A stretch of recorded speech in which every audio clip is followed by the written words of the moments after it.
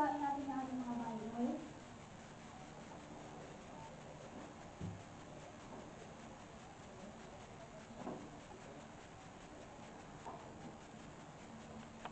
Magtitayo po ulit tayo lahat.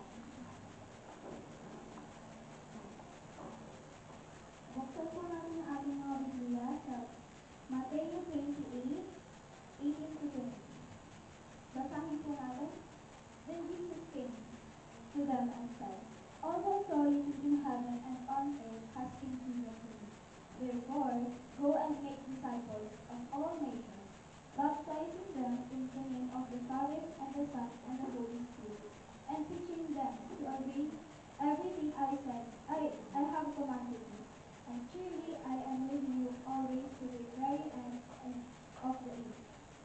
Sa Tagalog naman po, lumapit si Jesus at sinabi sa kanila, "Ibinigay niya sa akin ang lahat ng kapangyarihan sa langit at sa lupa. Kaya't habang kayo'y humahalo, gawin ninyong alagad ko ang lahat ng tao sa bansa.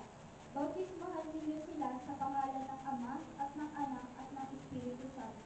Turuan ninyo silang sumunod sa inyo sa lahat ng inuutos ko sa inyo. Tandaan ninyo, ako'y laging kasama ninyo sa hanggang sa katapusan ng panahon." Purihin ang Panginoon sa pagkakabanggap ng kanyang salita. Maaari na po tayong umupo.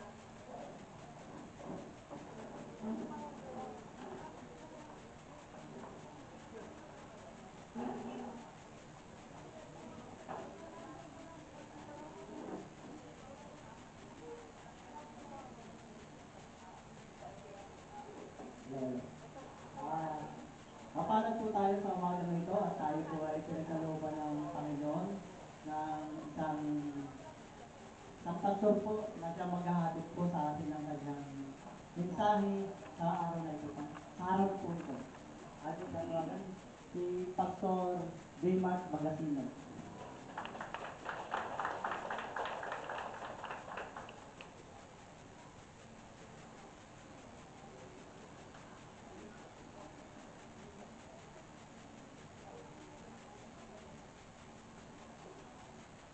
Good morning po sa ating pong lahat, no?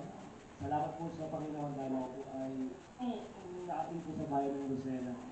And please, sorry po sa akin speaking voice, kasi po ako po ay dumaan po ng sakit, almost 3 days po ako may sakit eh. And then, kahapon po may gawain po ang ginawa sa church. Marami po, no? So, I need to reserve ng voice, pero inabot po ako talaga hindi pagkakahayo, no? Kaya nga, salamat po sa Panginoon dahil malakas po ang boses ko. Salamat po sa Lord. At kaya po, please, sa umaga po ito, bawal po maingay. Pag maingay, papauwiin po natin. Hindi na bakit mag-isipin. Okay? Ito po, kasi sobrang init. Pag maingay pa, lalong iinit, ano?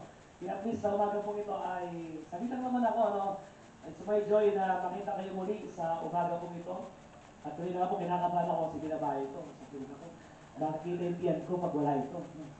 Salamat po at muli natin ako JJ, di po makakita ang aking pumutihan. Salamat po sa Panginoon. Speak ko po sa LCA family ay mga doon po kayo sa sa Paseo, doon, maganda talaga doon, open field doon. Pero praise the Lord dahil sa mga katama mag-speak ko ay nasa magandang lugar na kayo. Baka susunod speak ko, nasa MOA na kayo, ano?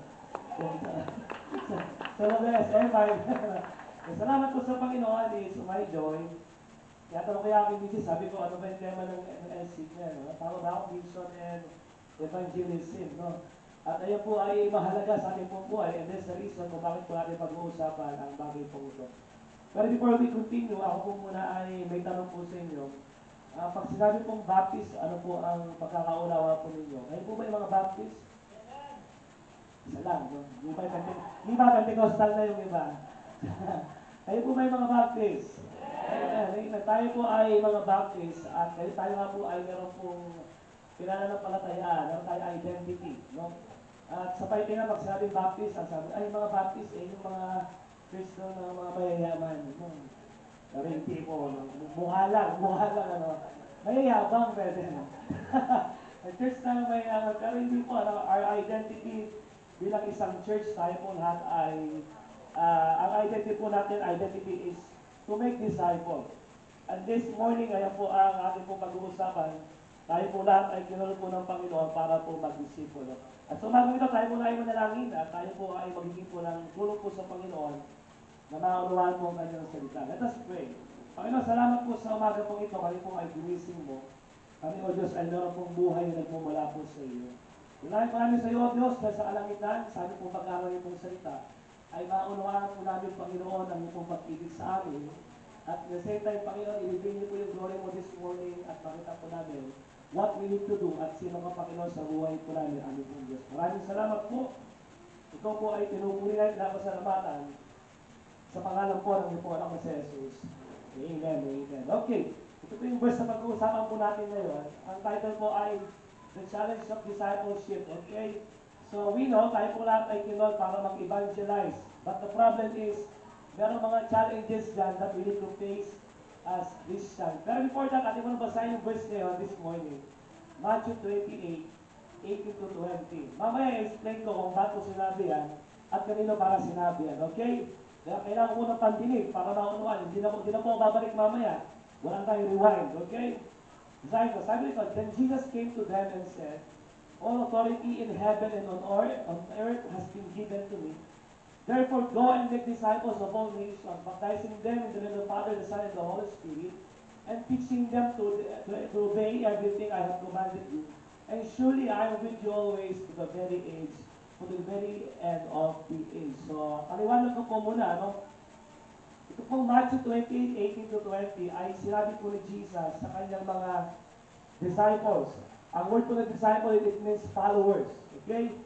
At sinabi po ito ni Jesus bago siya umakyat sa langit. Alam niyo po yung bago mamatay, yung Last Testament, alam niyo po yun?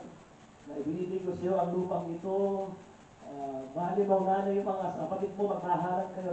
Patay na, di ba? Huling habilin. Ito po ay huling habilin ni Kristo sa mga disipulo after niyang mabuhay muli.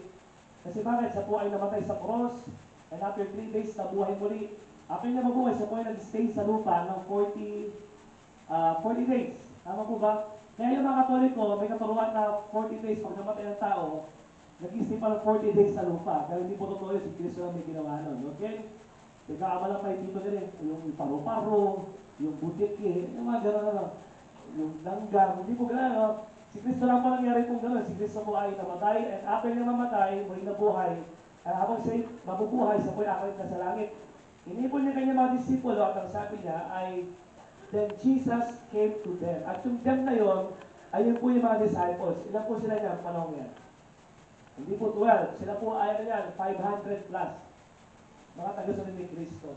So may question, Pastor Panchi, ay ano po ang maintindihan po natin sa bagay na yun? Look at this. Then Jesus came to them. Yung them po niya, ayun po yung mga followers ni Jesus Christ. So, paano natin i-apply and assign yan, yung word na yan, this morning? Sino yung them na yan? May question po sa umagang ito ay, sino po ito yung sasabi sila po ay nananampalataya kay Yeso Cristo? Taas po ang kamay. Nananampalataya. Kasi kung wala, ay papauwiin din. Kasi hindi kabilang dito. Papauwiin. Okay. Then Jesus came to them. It means, itong them na